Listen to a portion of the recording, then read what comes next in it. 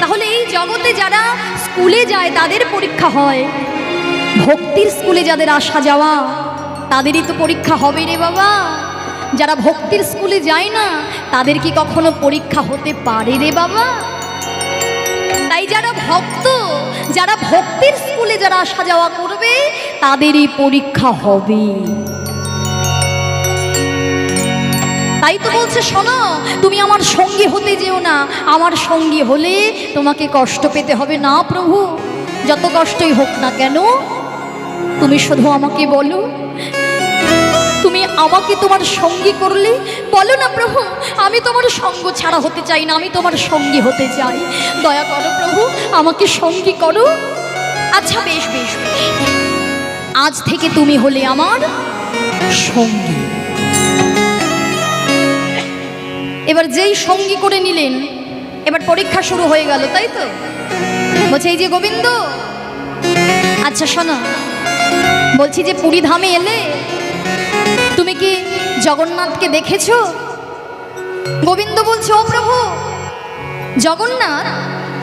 তুমি কোন জগন্নাথের কথা বলছো গো?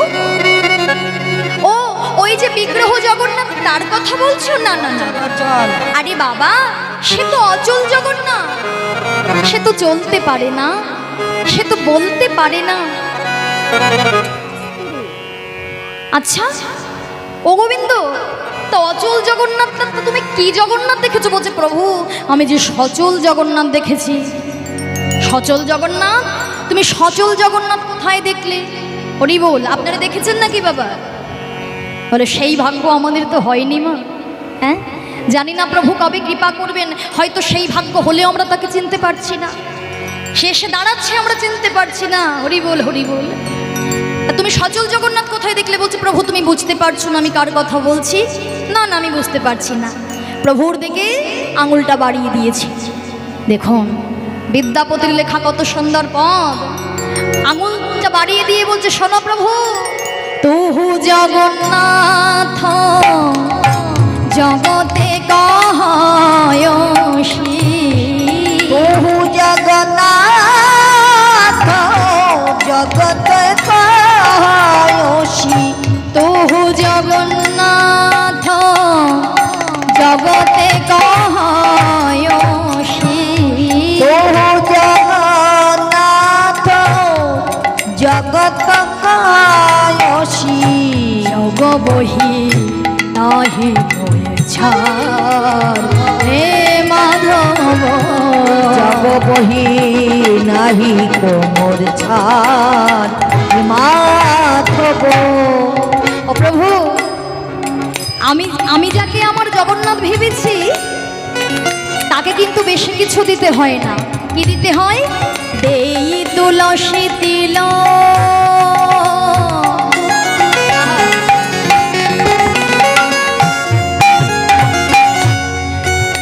আমার বলতে যা কিছু আছে সবই কিছু সমর্পণ করলাম।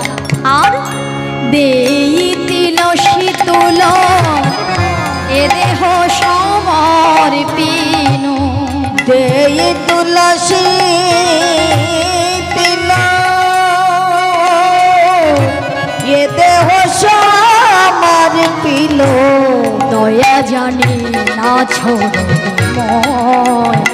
মাধব, আর দয়া যেন না ছোড়ো বিময় মাধব। ওই চরণে সবে সপে, তোমার ওই চরণে সব সপেছি, তোমার ওই চরণে আমি সবে সপে, তোমার ওই চরণে সব সপেছি। বলতে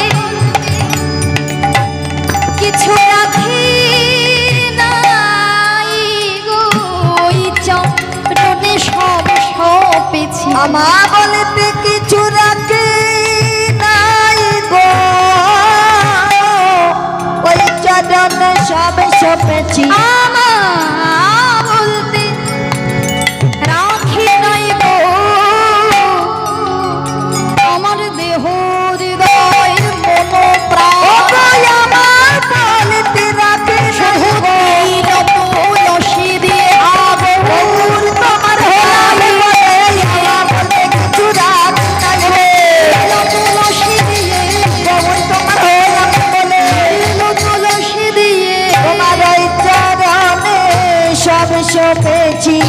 বহু তুমি নদী করিতয় হে মাধব বহু তুমি নদী করিতয় হে মাধব।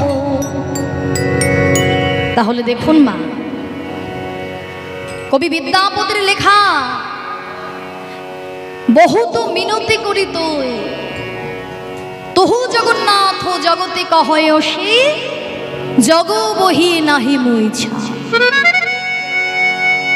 আমাদের এই যুগে এইগুলো ছাড়া কি আমাদের অমূল্য সম্পদ কিছু থাকতে পারে বাবা? তাহলে কতভাবে ভগবানকে লাভ করা যায় বাবা জানেন না?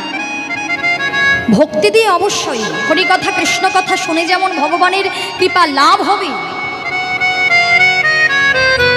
আবার এইভাবে রাধা গোবিন্দের যারা পদ পদাবলী রচনা করতেন বাবা, গোবিন্দ দাস, বিদ্যাপতি, চণ্ডীদাস, যাদের পদ পদাবলীগুলো শ্রবণ করাও কিন্তু পুণ্যের কথা। তুমি বুঝতে পারো বা না পারো, এই জগতে সবই কিছু বুঝে তো কাজ হয় না বাবা। বলে না বেশি বুঝলে বেশি জ্বালা। আজকালকার যুগে আমরা বেশি বুঝতে যাই বলেই আমাদের এত জ্বালা। কিন্তু এই যে বিদ্যাপতির মতো এত বড় মাপের একজন কবি, হ্যাঁ, পদ পদাবলী রচনা করেছেন, এই বিদ্যাপতি এমন বড় মাপের কবি ছিলেন বাবা, যিনি রাধা গোবিন্দের পদ পদাবলী রচনা করেছিলেন। সে রাধা গোবিন্দের এই পদ পদাবলী রচনা করেছিলেন এবং রাধা গোবিন্দের এই পদ পদাবলী শুনিয়েছিলেন এমন একজনকে আপনারা শুনলে আশ্চর্য হয়ে যাবে, যে রাধাকৃষ্ণের পদ পদাবলী শোনার জন্য একজন ছুটে এসেছিলেন। ছোট্ট করে একটু বলি বাবা, একজন এলেন বিদ্যাপতির কাছে, ভালো করে শেষের দিকে বুঝতে পারবেন যে তিনি কে। ভালো করে মন দিয়ে শুনবেন, কত সুন্দর একটা কথা। যে কবি বিদ্যাপতির কাছে একজন ছুটে এলেন, উগনা নামের একজন লোক ছুটে এসে বললেন, দরজা ধাক্কাচ্ছে, বাবা ঠাকুর, বাবা ঠাকুর, একবার দরজাটা খুলুন, একবার দরজাটা খুলুন। বিদ্যাপতি দরজা খুলে বলছে, কে হে বাবা তুমি? এই যে মা, এই যে আমার দিকে তাকাতে হবে, আমার দিকে তাকাতে হবে, ভালো করে শোনো। যার কথা বলবো তোমরা কিন্তু তাকেও পুজো করো, ভালো করে আমার দিকে তাকাও। এত সুন্দর একটা কথা, কেউ কেউ শুনেছো হয়তো, অনেকেই শোনোনি, ভালো করে শোনো। তার আগে বলে দিই, এদিকে যেমন অমৃত প্রসাদ সেবা হচ্ছে, বলতে বললেন বাবা অমৃত প্রসাদ সেবার ব্যবস্থা হয়েছে, ওদিকে তারা আপনাদের দেহ সেবারও ব্যবস্থা করেছে। আপনারা বড়ই ভাগ্যবান, দেহ সেবা প্রাণ পাখির সেবা একই জায়গায়। এমন দিন আর হয় বা না হয়, প্রাণ ভরে আশীর্বাদ করুন যিনি আমাদের বাড়ির দাদা ভাই, ওনার পরিবারে যত যত সদস্য আছে, যিনি রাধা গোবিন্দের সেবায় নিজেকে নিয়োজিত করেছেন, প্রাণ ভরে আশীর্বাদ করবেন। ভক্তের উপরে কিছু হয় না, এটা আমার বিশ্বাস। আপনারা প্রাণ ভরে রাধারানীর কাছে আশীর্বাদ চাইবেন, তার জন্য বলবেন তারা যতদিন থাকবে, যতবার ধরাধামে আসবে, এমনভাবে কৃষ্ণ পদে মতি ভক্তি থাকে, রাধা গোবিন্দের সেবায় নিয়োজিত হতে পারি, আপনাদের মতো ভক্ত চরণ যেন সেবা করতে পারি। নিতাই গৌরী প্রেমানন্দে হরি হরি হরি। তাই সেবা করবেন, আশীর্বাদ করবেন তাদেরকে, রাধে রাধে। যোগনা নামের সেজন্য সে বলছে, বাবা ঠাকুর একবার কথাটা শুনুন। কে হে বাবা তুমি? আমি হলাম উগনা। উগনা চিনতে পারলাম না তো ঠিক। বাবা ঠাকুর, আমি আপনার কাছে এসেছি কারণ আপনি আমায় একটু আশ্রয় দেবেন। আশ্রয় কেন? আমি আপনার কাছে, আপনার বাড়িতে চাকর হয়ে থাকতে চাই। চাকর হয়ে থাকতে চাই। চাকর? কিন্তু কেন? বাবা ঠাকুর, আপনাকে তার জন্য কোনো পয়সা দিতে হবে না, কড়ি লাগবে না। শুধু আপনি যে রাধা কৃষ্ণ বিষয়ক পদ পদাবলী লেখেন, সেই পদ পদাবলী আমায় শ্রবণ করাতে হবে।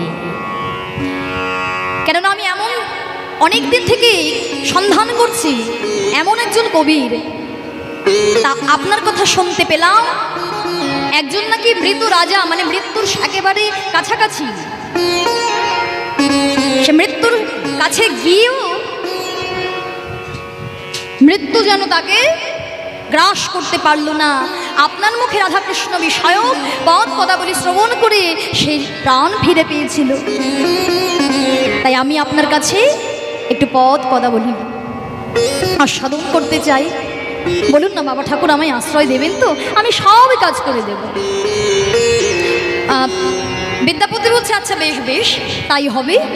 তাহলে চলুক না, তোমাকে একটু আমার বাজারটা দেখিয়ে নিয়ে আসি।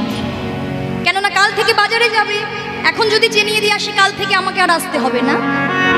এই বলে বিদ্যাপতিকে নিয়ে, বিদ্যাপতি আমার উগনাকে নিয়ে যাচ্ছে সেই বাজার দেখাতে। ভরা দুপুরবেলা তো বাবা, এখন যা পরিমাণে গরম, এই রোদের মধ্যে হাঁটতে হাঁটতে দেখবেন অনেকেই ক্লান্ত হয়ে যায়। আর এখনকার দিনে একেবারে যেমন রাস্তার পাশে সব কিছু এক পা হাঁটলেই সব পাওয়া যায়, তখনকার দিনে এমন ছিল না। অনেকটা যেতে যেতে একটা বটবৃক্ষ দেখতে পেয়ে বিদ্যাপতি বলছে উগনা রে, একটু দাঁড়া বাবা। ও অনেক গাছ ফাটা, একেবারে রোদ্দুর, আমি এখানে একটু বটগাছের তলায় একটু বিশ্রাম করব। তা বাবা, আমার এখন একটা পদ মনে পড়ছে, আমি কি তোকে একটু একটু গাইব না, একটু গেয়ে শোনাবো? বলছে হ্যাঁ বাবা ঠাকুর, আপনি গান, আমি শ্রবণ করব বলেই তো আমি এত দূর থেকে ছুটে এসেছি। বিদ্যাপতি যখন গাইতে লাগলেন বাবা, সেই উগনা বিদ্যাপতি গাইছে আর উগনা ধ্যানে ডুবে গিয়েছে। বিদ্যাপতি গাইছে আর উগনা ধ্যানে ডুবে গিয়েছে। গাইতে গাইতে বিদ্যাপতির যখন নজর পড়ে গেল, এই উগনা, আরে এই উগনা, আমি তোর জন্য গানটা গাইছি আর তুই কোথায় চলে গেলি বলতো? বলছে বাবা ঠাকুর, আমি জানি না, এত সুন্দর গান শুনতে শুনতে কোথায় যে চলে গিয়েছিলাম। কিছু প্রয়োজন? ওরে আমার যে বড় জল তেষ্টা পেয়েছে, আমাকে একটু জল এনে দিবি উগনা। বাবা ঠাকুর, আপনি জল খাবেন? আপনি জল খাবেন? দাঁড়ান, এখানে দাঁড়ান। এই বলে বাবা ওই বটবৃক্ষের পেছন থেকে উগনা কি করলেন, ওই পেছনে গিয়ে দু হাত ভরে আজকে বিদ্যাপতির কাছে গিয়ে বলছে বাবা ঠাকুর, এই নেন, এই যে আমি আপনার জন্য জল নিয়ে এসেছি, আপনি পান করুন। বিদ্যাপতি বলছে পান করুন মানে? এখানে কোনো পুষ্করিণী দেখতে পাচ্ছি না, সরোবর দেখতে পাচ্ছি না, কিছুই দেখতে পাচ্ছি না, আর তুই কিনা কোথা না কোথা থেকে তুই জলটা আমায় এনে দিলি, কোথা থেকে জল এনেছিস? বলছে বাবা ঠাকুর, এত কিছু জেনে কি হবে বলুন? আপনি পিপাসিত, জল চেয়েছেন, আমি আপনাকে জলের জোগাড় করে দিয়েছি, আপনি পান করুন। কখনো না, আমি হলাম মৈথিলি ব্রাহ্মণ, তোর জাত কি আমি তো জানি না, আজকে তোকে চিনি না, জানি না তোর জাত কি সেটাও জানি না। আজকে আমি যার তার হাতে জল পান করি, এখন ব্রাহ্মণ সমাজ যদি আমায় কেউ কিছু বলে, আমি প্রশ্নের কি উত্তর দেবো? তুই কি দাঁড়াবি তাদের কাছে? তাই আমি জল পান করবো না যতক্ষণ না বলবি তুই কোথা থেকে জল এনেছিস। না বাবা ঠাকুর, আপনি পান করুন, তুই আগে বল জল কোথা থেকে এনেছিস। বারে বারে যখন বলছে তখন না বলে ওহে বাবা ঠাকুর, আমি সেখান থেকে জল আনিনি, আপনি আমায় এমন অমৃত সুধা পান করালেন, আমি কি যেখান থেকে জল আনিতে পারি? এ তো যেখানে সেখানের জলে নয়, এ যে পবিত্র গঙ্গা জল, ওগোই আমি মাথা হতে এনেছি হে জল, মাথা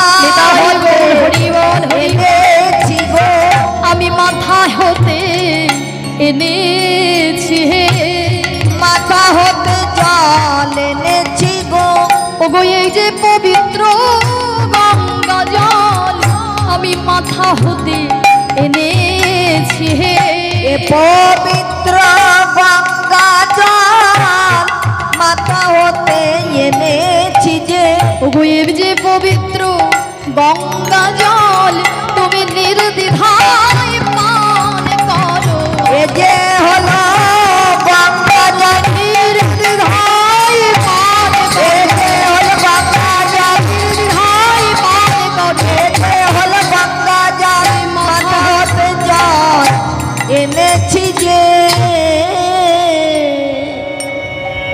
বললেন মাথা হতে জল এনেছি। চমকে উঠলেন বিদ্যাপতি, চমকে উঠে বলে কে? মাথা হতে জল? মাথা হতে জল কোথায় পেলি? কে তুই? কে তুই? আমাকে বল কে তুই? বিদ্যাপতির কথা শ্রবণ করে দেবাদিদেব মহাদেব তার নিজ রূপ ধারণ করে দাঁড়ালেন। আর বিদ্যাপতি চরণ তলে পড়ে গাইতে লাগলেন, প্রভু মেষ মহেশ মহেশ গণম গুণহীন মহিষাগরাভরণম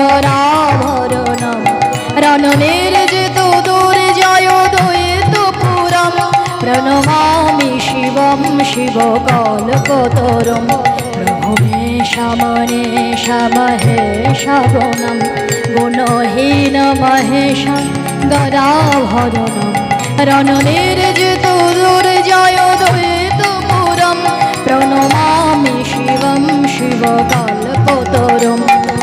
ওম নমঃ শিবায়, ওম নমঃ শিবায়, ওম নমঃ শিবায়, ওম নমঃ শিবায়, ওম নমঃ শিবায়, ওম নমঃ শিবায়। ওম নমঃ শিবায়।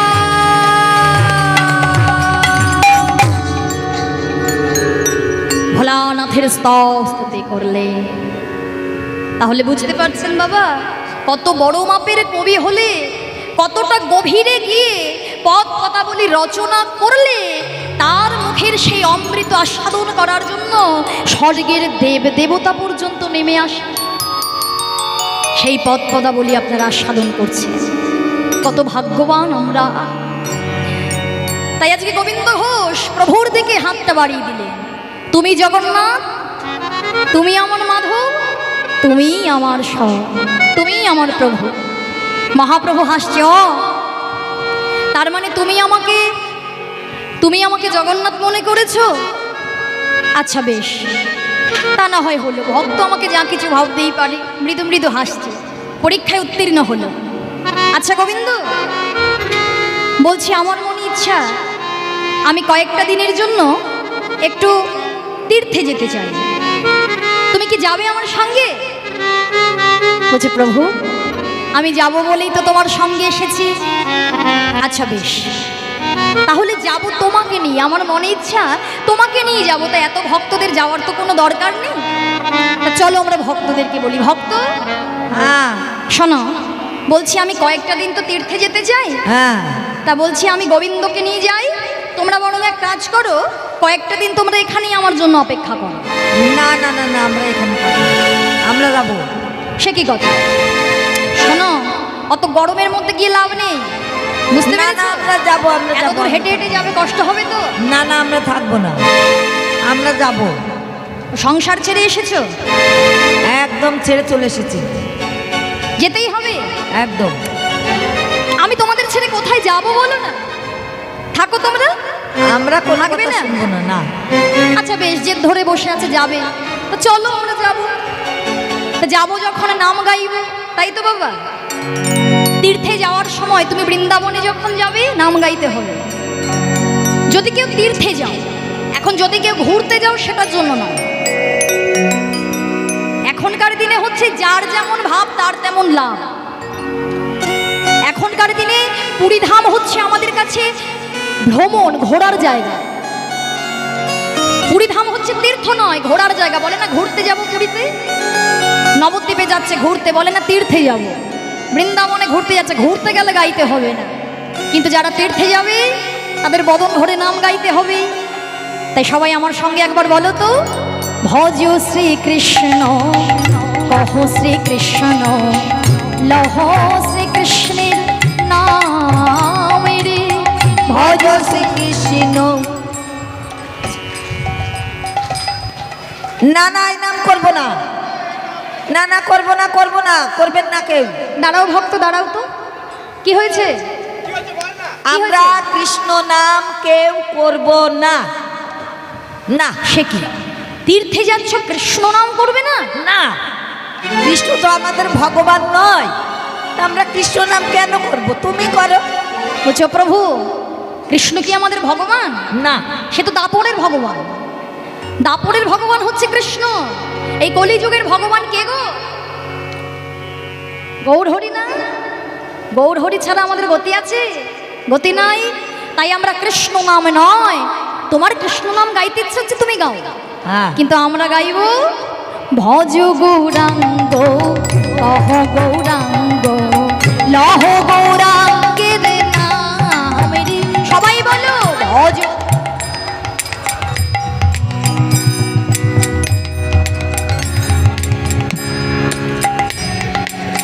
ভজ গৌরাঙ্গ কহ গৌরাঙ্গ লহ গৌরাঙ্গের নাম রে।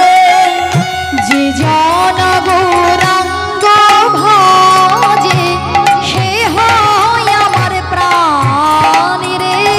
বলো যে জন গৌরাঙ্গ।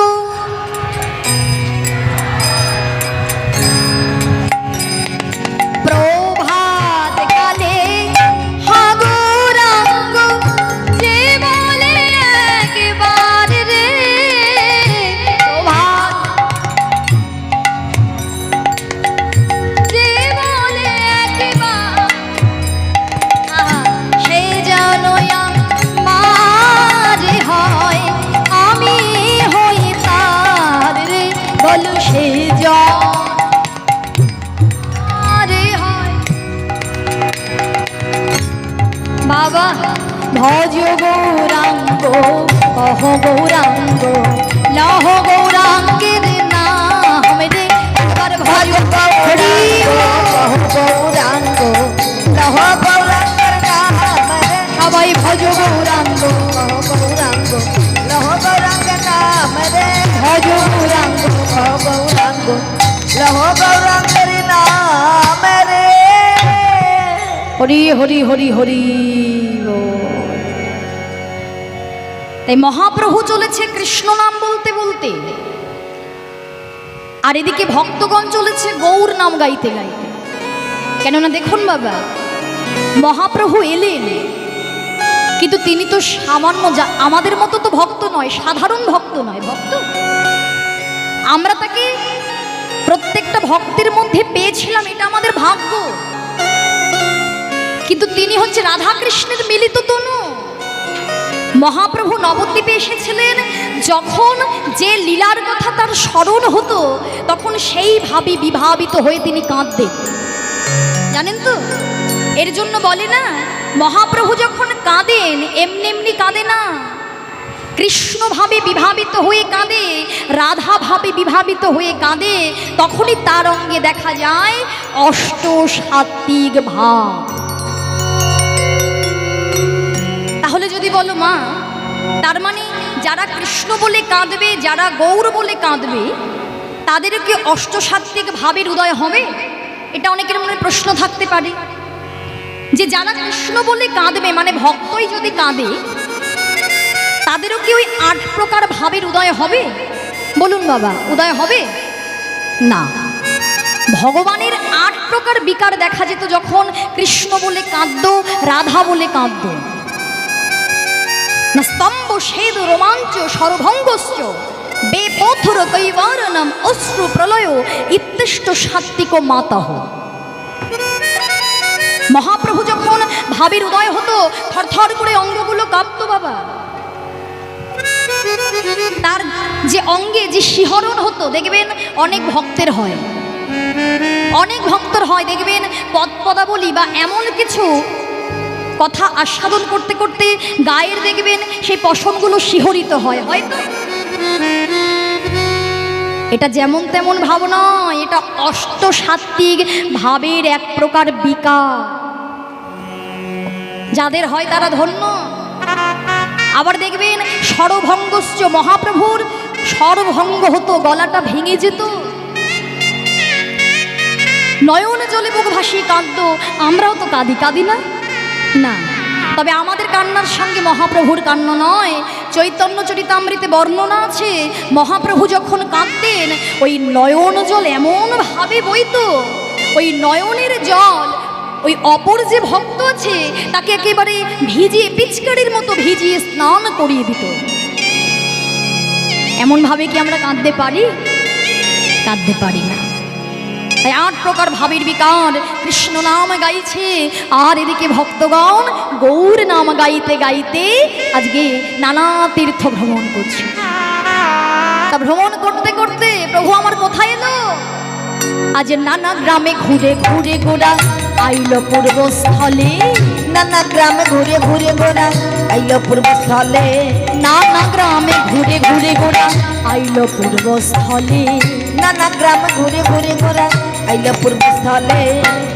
ভক্তগণ সবে মিলে হরি হরি বলে, ভক্তগণের সবে মিলে হরি হরি বলে, আনন্দ আর ধরে না গো, আনন্দ আর ধরে না গো, আনন্দ আর ধরে না গো, আনন্দ আর ধরে না গো, হরি হরি হরি বলে আনন্দ আর ধরে না গো, হরি হরি হরি বলে আনন্দ আর ধরে না গো, হরি হরি বলে আনন্দ আর ধরে না গো, হরি হরি হরি বলে আনন্দ আর ধরে না গো। ভক্তগণ সবে মিলে হরি হরি বলে, ভক্তগণের সবে মিলে হরি হরি বলে। নানা গ্রামে ঘুরে ঘুরে গৌর হরি এলেন পূর্বস্থলিতে। পূর্বস্থলিতে যখন এলেন মহাপ্রভু, গোবিন্দকে বলছে, গোবিন্দ শোনো, আর আমরা এখন কোথাও যাব না, আজকের মতো এখানেই আমরা থাকবো। তবে শোনো, এই যে যে ভক্তদেরকে দেখছো সবার জন্য তুমি সেবার আয়োজন করো। হ্যাঁ, সেবার আয়োজন করো। অত পয়সা করি নেই প্রভু। যেই কিনা বলেছে মাথায় হাত একেবারে। কেন? গোবিন্দ ঘোষ মনে মনে ভাবছি, বাবা এত ভক্ত থাকতে আমাকে বলেছে, আমাকে দায়িত্ব দিয়েছে। আচ্ছা হ্যাঁ গো, কিছু থাকলে না হয় কিছু উপায় হয়, তাই না? যেহেতু আমরা সন্ন্যাস ধর্ম গ্রহণ করেছি, একেতেই বাড়ি থেকে কিচ্ছু কানা করিও নিয়ে আসি, একেবারে খালি হাতে চলে এসেছি। তা এত ভক্তের সেবা কি করে হবে? ও প্রভু, তুমি তো একেবারে বলেই দিলে, এবার আমার কি হবে? আমি কি করে এত এত ভক্তের আমি আয়োজন করব? অসম্ভব প্রভু, হবে না প্রভু। মনে মনে বলছে, প্রভু কি হবে বলো তো? কিন্তু কথায় আছে না মা, ভাবছো বসে চলবে কিসে, তুমি ভাববার কে, যার ভাবনা সেই তো ভাবে, তুমি ভাবো শুধু তাকে। শাস্ত্র বলছে, তোমার মনে যদি চিন্তা ভাবনাটা সৎ হয়ে থাকে, তুমি শুধু তাকে ভাবো, তাকে স্মরণ করো। তোমার যদি ভক্ত সেবা দেওয়ার বাঞ্ছা থাকে, মনে বাসনা থাকে, তুমি অন্য কাউকে নয় ভগবানকে জানো। তা আমরা তো এটাও ভাবতে পারি, কেন মা অন্য কাউকে জানাবো কেন? আমার কাছে তো পয়সা আছে, আমার কাছে যদি পয়সা থাকে তাহলেই আমি সেবার আয়োজন করতে পারবো। কি বাবা, তাই তো? পারবো তো? না, ভুল বললেন, কখনো না। আপনার কাছে পয়সা থাকতে পারে, কিন্তু শাস্ত্র বলছে অনেক ভাগ্যের ফলে বৈষ্ণব আসিয়া মেলে, বৈষ্ণব সেবার করো আয়োজন। তোমার যদি কোটি কোটি জন্মের স্বীকৃতি না থাকে, পয়সার পকেট ভর্তি পয়সা আছে, কিন্তু তোমার স্বীকৃতি নেই, তোমার মনে হয়তো ইচ্ছাও নেই, দোমনা হচ্ছে আমি মানে কীর্তন করাবো না। অনেকে ভাবে না বাবা, মানে একটা কাজে এগিয়েও দেখবেন তার মনটা দোমনা হয়ে যায়, যে একবার ভাবে বাবা আয়োজন তো করলাম, এখন অনেক টাকার ব্যাপার, হ্যাঁ, একবার মনে ভাবে করাবো, আর একবার ভাবে করাবো, আবার ভাবছে করাবো, মানে দোমনা হয়ে যায়। দেখবে কিছু না কিছু বাধা পড়েই বাবা, কিছু না কিছুতে বাধা পড়বে। অনেকে আয়োজন করে, পয়সা আছে, সব কিছু অনুষ্ঠান করছে, কিন্তু দেখা গেল পণ্ড হয়ে যায় সব কিছু, হয় না? তোমাদের মেদিনীপুরেই হয়েছে। কিছুদিন আগে গান করতে এসেছিলাম, তারা থাকে সেই সুরাটে, হ্যাঁ, তা সুরাটে থাকে, বাড়ির অনুষ্ঠানে এই যে যেমন হরিবাসনের আয়োজন হয়েছে, করেছে আয়োজন, তা আগের বছর বায়না করেছিলেন, তারপরে বললেন মা মারা গিয়েছে, হলো না। এই বছর বায়না করলেন, এক সপ্তাহ আগে বলছে হবে না গান, তা হবে না হবে না, আবার 3 দিন আগে বলছে হবে, আবার পরের দিন বললেন হবে না। এই করতে করতে যেদিন আগের দিন মানে গানের আগের দিন, সেদিন বললেন হবে। এবার হবে তো হবে, আমরা গেলাম। তা দেখো কেমন বাধা, দেখো যখন গেলাম অনেকটা রাত হয়ে গেল, মানে প্রায় 7:30 8টা বেজে গেল, কত দেরি হয়ে গেল, অন্য দিন হয় না, হয়ে গেল দেরি হয়ে গেল। দেরি তো হলো, কীর্তন আরম্ভ হলো। তা দুটো ভাই মিলে অনুষ্ঠান করছে, এক ভাই আর একটা ভাইয়ের ওই দিকে যাচ্ছে না বাড়ি, তা তাদের শ্বশুর বাড়ি শুনলাম, বলছে আমি ওই বাড়িতে যাই না, আমি যাই না। তাহলে দেখো সব কিছু হয়ে গেল। এইবার হচ্ছে আসরে গেলাম, লীলা আরম্ভ হলো, ঠিক আধা ঘন্টা আগে 30 মিনিট আগে লোডশেডিং হয়ে গেল, মানে ভোল্টেজটা লো হয়ে গেল।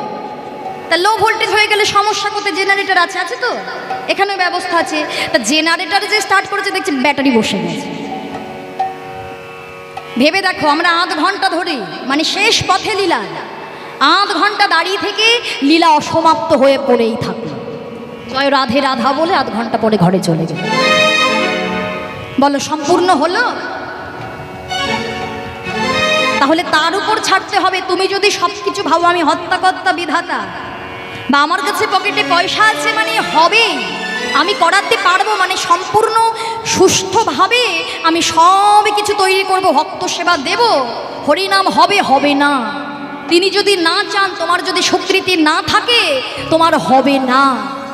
কিন্তু তিনি চাইলে বাড়িতে ভক্ত আসবে, সুষ্ঠুভাবে কীর্তন হবে, অমৃত প্রসাদ পাবে, সবাই কীর্তন হরি কথা প্রাণ ভরে আস্বাদন করবেন। এটাই গৌর প্রেমানন্দে হরি। তাই তোমাদেরকে বলছি মা, যতটুকু আস্বাদন করবে, দেখো এই জগতে কোনো কিছু আমাদের আজকালকার দিনে অজানা থাকে না, বিশেষ করে লীলাগুলো। কেননা এখন হচ্ছে সোশ্যাল মিডিয়ার যুগ।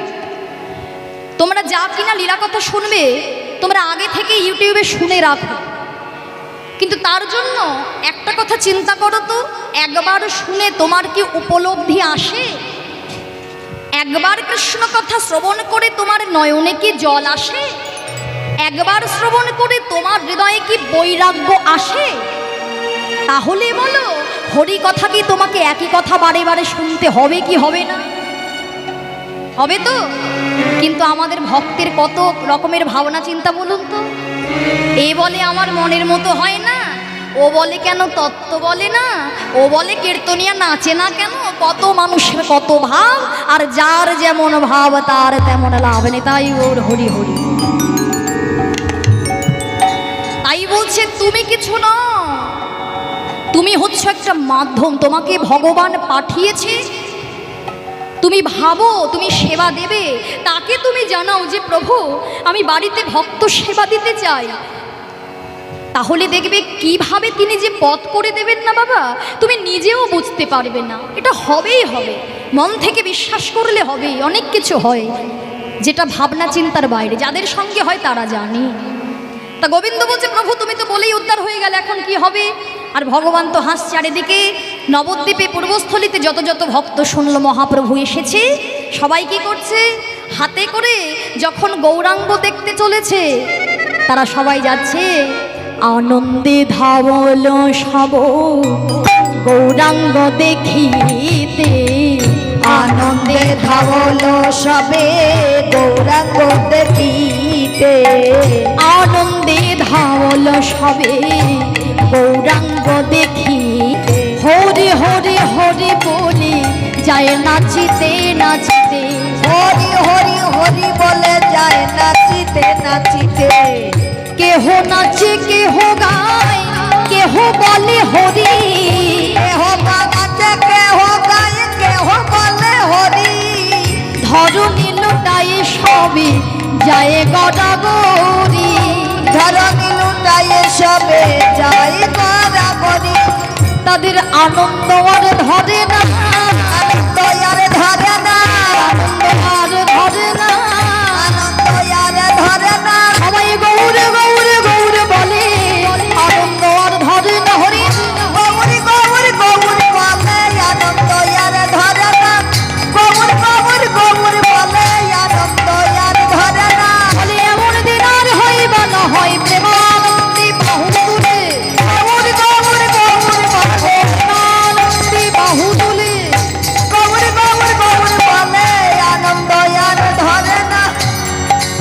হরি বল। সবাই মিলে এসেছে গৌরাঙ্গ দেখতে, তবে যখন এসেছে সবার হাতে কিছু না কিছু সেবার সামগ্রী। আচ্ছা কেন কেন সবাই ভগবানের কাছে যাচ্ছে সেবার সামগ্রী নিয়ে? কেননা শাস্ত্রে বলে ভগবানের কাছে যেতে গেলে কখনো খালি হাতে যায় না, তাই তো বাবা? ভগবানের কাছে যখনই যাবেন, শুধু ভগবানের কাছে নয়, এই যখন হরিবাসরে আসবেন, ভগবত কথা আস্বাদন করবেন, 16 আনা হলেও দক্ষিণা দেবে। হ্যাঁ, আবার যখন গুরু পাঠে যাবেন তখনও দক্ষিণা দিতে হবে আপনাকে গুরুদেবের চরণে। বেশি কিছু না পারলে 16 আনাই দিন, কিন্তু খালি হাতে যাবেন না। তাই খালি হাতে যাওয়া যাবে না। আবার আরেকটা জায়গায় যাবেন না, যখন শ্বশুর বাড়ি যাবেন খালি হাতে যাবেন না। কেউ যায় না কি গো? যায়? হ্যাঁ, অনেকেই যায়, অনেকেই যায়। সে আর বলে লাভ নেই, নিজেদের মধ্যে কথা তো। হ্যাঁ, সবাই কি না কি বলবে, বাবা এ তো কীর্তনিয়ার বাড়িতেই হচ্ছে, তা আমরা কেন করবো না? হরি বল। আবার যখন দাদা ভাইরা যাবে বোনের বাড়িতে, তখন খালি হাতে যাবে না। এখন বলার দরকার তো অনেক কিছু আমরা জানি, কিন্তু জ্ঞান পাপি তো আমরা জানি কিন্তু মানতে পারি না। হরি হরি হরি। তাই এবার গৌর হরি বলছে, এই যে গোবিন্দ, বড় চিন্তা করছিলে না যে কি করে সেবা হবে? দেখেছো যারা যারা এসেছে সবাই আমার জন্য সেবার সামগ্রী নিয়ে এসেছে। দেখেছো? ওই দেখো কত রকমের, কত সবজি আছে, কত কিছু আছে। যাও রন্ধন করো, যাও রন্ধন করো, ভক্তদের সেবা হবে। যাও যাও। হ্যাঁ প্রভু, আমি এখনই যাচ্ছি। এই বলি রন্ধন হলো, মহাপ্রভুর সেবা হলো। এবার যখন সেবা হলো, সেবার পরে মহাপ্রভু কি করলেন না, মহাপ্রভু বলছে, গোবিন্দ, ও গোবিন্দ, নাও এইবার দাও দাও। হজমুল্লাহ। আচ্ছা মা, সেবার পরে কি দিতে হয় গো? হজমুল্লাহ। হজমুল্লা, জোয়ান। জোয়ান। কি দিতে হয় গো মা? মুখশুদ্ধি। মুখশুদ্ধি তো? সত্যি তো? তা কি মুখশুদ্ধি দিতে হয়? হরি তো কি? এই তোমরা দাও? এই সত্যি কথা বলো, তোমরা দাও? না না, ওই যে বললাম আগে, জ্ঞান পাপি তো। সেবা দি, তারপরে জোয়ানের প্যাকেট, ওই 1 টাকা দামের জোয়ানের প্যাকেটই যায়। ও আমরা জানি অনেক কিছু, মানি না, সে তো আগেই বলছি। এই যত কিছু জানি না কেন মানতে পারি না। হ্যাঁ, মনে হয় বাবা কি দরকার। আর এখন হরিতকির ব্যবহার অনেকেই জানে না, হরিতকি দিয়ে মুখসিদ্ধি হয় কি না অনেকেই জানে না, তাই না? তো অনেক জায়গা থেকে দেয়, যেখানে পাই ভাল লাগে। হরি বল। যেই বলেছে দাও, তাই নাও দাও। আরে বাবা, হরিতকিকে হরিতকি কি দিতে হয় জানো না? ও প্রভু, কিন্তু আমার কাছে তো নেই, তুমি একটু অপেক্ষা করো, আমি এখনই দেখছি কোথা থেকে পাওয়া যায়। এই বলে আজকে গোবিন্দ ঘোষ কি করেছে? আজ মুখশুদ্ধি মাগিবার তরে গোবিন্দ চলিলা। মুখশুদ্ধি মাগিবার তরে গোবিন্দ চলিলা। দুইটি হরিতকি মাগিয়া আনিলা। দুইটি হরিতকি মাগিয়া আনিলা। মুখশুদ্ধি দাও না মোরে, বলে মুখশুদ্ধি দাও না মোরে। মুখশুদ্ধি দাও না মোরে, মুখশুদ্ধি দাও না মোরে। আমার মহাপ্রভুর সেবার তরে মুখ শুদ্ধি দাও না মোরে। মহাপ্রভু সেবার তরে মুখশুদ্ধি দাও না মোরে। দুইটি হরিতকি মাগিয়া আনিলা। দুইটি হরিতকি মাগিয়া আনিলা। আজকে গোবিন্দ ঘোষ 3 ক্রোশ পথ হেঁটে গিয়ে 2টো হরিতকি ভিক্ষা করলেন। ভিক্ষা করে যখন ফিরছে, 3 ক্রোশ পথ হাঁটতে হাঁটতে মাঝ পথে এসে চিন্তা করছে, অনেক ক্লান্ত আমি, একটু বিশ্রাম করি, তারপরে আবার যাব। যেই না বিশ্রাম করতে বসেছে, ঠান্ডা বাতাসে অঙ্গ শীতল হয়েছে, মাথায় চিন্তাও ঢুকেছে। তাই তো আজকে প্রভু আমার কাছে চাইল, তা এর জন্য আমাকে 6 ক্রোশ পথ গিয়ে আমাকে মুখশুদ্ধি আনতে হচ্ছে। কালকে প্রভু যদি আবার সেবার পরে মুখশুদ্ধি চাই, তখন আমি কোথা থেকে দেব, তাই না? তো 6 ক্রোশের বদলে তখন যদি আমাকে এখন 10 ক্রোশ যেতে হয়, আরো বেশি হাঁটতে হবে, আরো কষ্ট। আচ্ছা, মুখ সত্যি যখন দরকার একটা দিলেই তো হয়। একটা দেব আর একটা আমি আঁচলে বেঁধে রাখবো, কাল যখন চাইবে আমাকে যেতেও হবে না, আর সঙ্গে সঙ্গে আমি দিয়ে দেব। এতে তো আমার দোষের কিছু নেই। আর তাছাড়া আমার প্রভু তো আর জানতে পারবে না যে কোত্থেকে কি হলো। প্রভুকে এত দেখতে যাচ্ছে, প্রভু কত কিছু দেখছে, এদিকে দেখছে, ভক্তদেরকে দেখছে। হ্যাঁ, যার ইশারা ছাড়া জগতের একটি পাতা নড়ে না। আর আমরা অনেকেই অনেক কিছু ভাবি, বাবা এই যে করলাম কেউ কি জানলো? কাউকে আমি মনে আঘাত দিয়ে কথা বললাম, ভাবলাম বাবা আমি বিশাল বড় হয়ে গেলাম। কে জানতে পারলো, কে বুঝতে পারলো, আমি তো বড় হলাম। এটা তো আমরা জানি না বাবা। যেমন করবে কর্ম তেমন হবে ফল। ভগবান বারে বারে লীলা করে দেখিয়ে দিয়ে গিয়েছেন, যত মহামুনি ঋষি হও না কেন, তুমি যদি একবার অপরাধ করে থাকো, একবার যদি তুমি ভুল কর্ম করে থাকো, সেই ফল তোমাকে ভোগ করতেই হবে। যার জন্য সবাই আপনারা দেখবেন ভগবান কৃষ্ণ ধরাধামে এলেন, দাপর যুগে লীলা সম্বরণ করলেন। কার হাতে প্রাণ গেল? জরা ব্যাধির হাতে। কেন কেন প্রাণ গেল? এটা হচ্ছে তার কর্ম। তার মানে ভগবান বিশ্বব্রহ্মাণ্ডের মালিক হয়ে জগৎকে দেখাতে চাইল ভগবান পর্যন্ত কর্ম করে কর্মের ফল ভোগ থেকে রেহাই পাইনি, তাহলে আমরা তো সামান্য মনুষ্য মাত্র। এর জন্য বলে না, ভাবিয়া করিও কাজ, করিয়া ভাবিও না। আর ভাবলেও লাভ হবে না। হরিবাস হরিবেশ, ভেবে কর্ম করো। কর্ম একবার হয়ে গেলে চিত্রগুপ্তের খাতায় উঠবে, ফল ভোগ আমাকে করতে হবে, ফল ভোগ করেই যেতে হবে। হরি বল। তাই আজকে গোবিন্দ ঘোষ একটা হরিতকে দিলেন। মহাপ্রভু মনে মনে ভাবলেন, গোবিন্দ তুমি যে কর্ম করলে এর ফলটার ভালো হবে না গো, এর ফল ভোগ তোমাকেই করতে হবে। কর্ম করলে তুমি, ফল ভোগ তোমাকেই করতে হবে। তাই প্রভু কিছু বললেন না, ভক্তদেরকে বললেন, ভক্ত চলো এইবার আমরা এখান থেকে আর একটু এগোই। এই বলে আজ পর দিবসেতে প্রভু অগ্রদ্বীপে আইলা, পর দিবসেতে প্রভু অগ্রদ্বীপে আইলা, পর দিবসেতে প্রভু অগ্রদ্বীপে আইলা, পর দিবসেতে প্রভু অগ্রদ্বীপে আইলা। মুখ সন্ধি লাগে প্রভু করে বাড়াইলা, কসুদি লাগি প্রভু করে বাড়াইলা। সন্ধি দাও না মোরে, মুখ শুদ্ধি দাও না মোরে, মুখ সন্ধি দাও না মোরে, মুখ শুদ্ধি দাও না মোরে। এই তো ভোজনের অবশেষে মুখ সন্ধি দাও না মোরে, ভোজনের এই অবশেষে মুখ শুদ্ধি দাও না মোরে, ভোজনের অবশেষে মুখ সন্ধি দাও না মোরে। ভোজনের এই অবশেষে মুখ শুদ্ধি দাও না মোরে। অগ্রদ্বীপে আসলো, অগ্রদ্বীপে এসে আজকে বলছে, এই যে গোবিন্দ এবার দাও। দাও দাও। যেই বলেছে দাও, তোমায়রা যেই বলেছে দাও, একেবারে ভাবে গডমগ। সে তো জানে আমাকে আর যেতে হবে না, বলছে প্রভু দিচ্ছি, দাঁড়াও দাঁড়াও। এই বলে যেই আঁচলটা খুলে ওই হরিতকিটা প্রভুর কাছে দিয়ে চাই, নাও প্রভু নাও, এই বলে হাসছে। গৌর হরি বলছে, গোবিন্দ আচ্ছা ব্যাপারটা বুঝতে পারলাম না তো, কোন ব্যাপারটা প্রভু?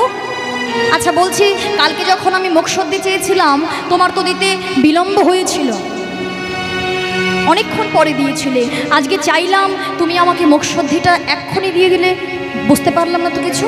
ও প্রভু, কালকে তো আমি দুটো হরিতকে ভিক্ষা করেছিলাম, তা আমি তো তোমাকে দুটো হরিতকে দেইনি গো, একটি দিয়েছিলাম, একটি দিয়েছিলাম। আমি ভাবলাম আরেকটি রেখে দিই, আমি তো জানতাম তুমি কালকে আবার চাইবে, তা আমি ভাবলাম দুটো দিয়ে লাভ নেই, একটি তোমাকে দেব, আরেকটি রেখে দেব, তুমি যদি পরের দিন চাইবে তখন আমি সঙ্গে সঙ্গে দিয়ে দেবো, ভালো করে নি আমি প্রভু। মহাপ্রভু বললেন, গোবিন্দ এতদিন ধরে তুমি আমার সঙ্গ করছো, একদিন আমার চরণ দুটো জড়ায় ধরে কেঁদেছিলে আমার সঙ্গী হবে বলে, বলেছিলে আমি ঘর ছেড়ে তোমার কাছে এসেছি, আমি সব কিছু ছেড়ে তোমার কাছে এসেছি, তুমি আমায় সঙ্গী করো। শোনো গোবিন্দ, তুমি কি জানো না যারা সঞ্চয় করে আমি সেই সঞ্চয় প্রবৃত্ত মানুষের সঙ্গ করি না। এই জগতে মানুষের যতক্ষণ পর্যন্ত কামনা থাকবে, বাসনা থাকবে, যাদের চিত্তে এত বাসনা থাকে তাদের সঙ্গ আমি কোনোদিনও করি না। হ্যাঁ, তুমি ঘর ছেড়েছ, তুমি খালি হাতে এসেছিলে, সবই ঠিকই, কিন্তু সঞ্চয় প্রবৃত্তি তোমার মন থেকে এখনো যায়নি। তাই যে সঞ্চয় করে সেই সঞ্চয় প্রবৃত্ত মানুষের সঙ্গ আমি করি না। তাই আজ থেকে আমি তোমায় ত্যাগ করলাম, ত্যাগ করলাম, ত্যাগ করলাম। না প্রভু, ও কথা বলো না প্রভু, না না না না, ও কথা বলো না প্রভু, ও কথা বলো না, তুমি আমায় ত্যাগ করতে পারো না প্রভু। আমি হরিতকে সঞ্চয় করেছি, আমি কি কোনো অপরাধ করে ফেলেছি? আমি তো বুঝতে পারছি না প্রভু। কিন্তু প্রভু, এটা তো তুমি বোঝো, আমি সঞ্চয় করলাম সেটা নিজের জন্য নয়। এই জগতে যেমন সবাই সঞ্চয় করে শুধু নিজের জন্য, আমি সঞ্চয় করেছি আমি নিজের জন্য নয়, আমি সঞ্চয় করেছিলাম তোমার জন্য। এতে যদি আমার কোনো অপরাধ হয় তুমি আমায় শাস্তি দাও। আমি তোমাকে বলছি এই ভক্তদের সামনে, তুমি আমায় যা শাস্তি দেবে আমি মাথা পেতে নেব, যত কঠিন শাস্তি হোক না কেন আমি মাথা পেতে নেব। তার জন্য তুমি আমায় ত্যাগ করতে পারো না। না না প্রভু, ও কথা বলো না। যবে থেকে আমি তোমার সঙ্গ পেয়েছি, আমি ভুল করলে একবার কি আমায় ক্ষমা করে দিতে পারো না প্রভু? তুমি যদি ক্ষমা না করো আমায় ক্ষমা করবে কে? একবার তো ক্ষমা করো প্রভু, ক্ষমা করো। ক্ষমা হলো না, প্রভু আমার চলে যাচ্ছে। অগ্রদ্বীপের ঘাটে দাঁড়িয়ে গোবিন্দ ঘোষ চিৎকার করে বলছে, দাঁড়াও গৌরহরি, দাঁড়াও। আমার একটা কথা শুনে যাও, আজ সামান্য একটা হরিতকি সঞ্চয়ের জন্য তুমি যদি আমাকে ত্যাগ করতে পারো, আমি তোমাকে বলে দিলাম প্রভু, আমি তোমাকে বলে দিলাম, সত্যি যদি আমি তোমাকে ভালোবেসে থাকি, সত্যি যদি তোমার চরণে সব সমর্পণ করে দিয়ে থাকি, তুমি আজ চলে যাচ্ছ, চলে যাও, কিন্তু এক পক্ষ কালের মধ্যে তোমাকে আমার কাছে আবার ফিরে আসতেই হবে। চলে যাও, চলে যাও তুমি, আমিও তোমার সঙ্গ করব না। চলে গেলেন প্রভু, কিন্তু মনে মনে ভাবি গোবিন্দ, ধুলায় গড়াগড়ি দিয়ে কাঁদে আর ভাবে 15টা দিনের মধ্যে আমি জানি আমার প্রভু আমার কাছে ফিরে আসবেই আসবে।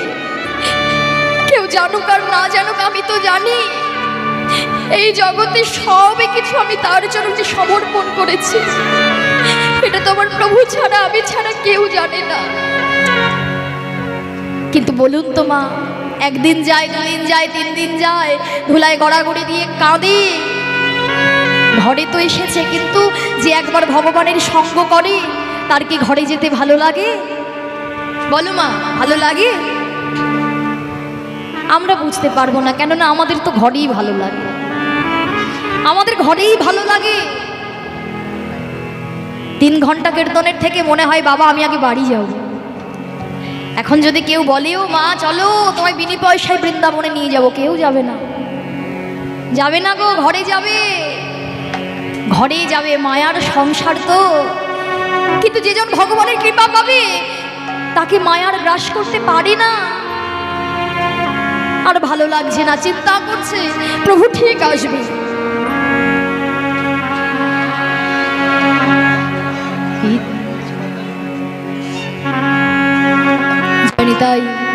জয় গৌর।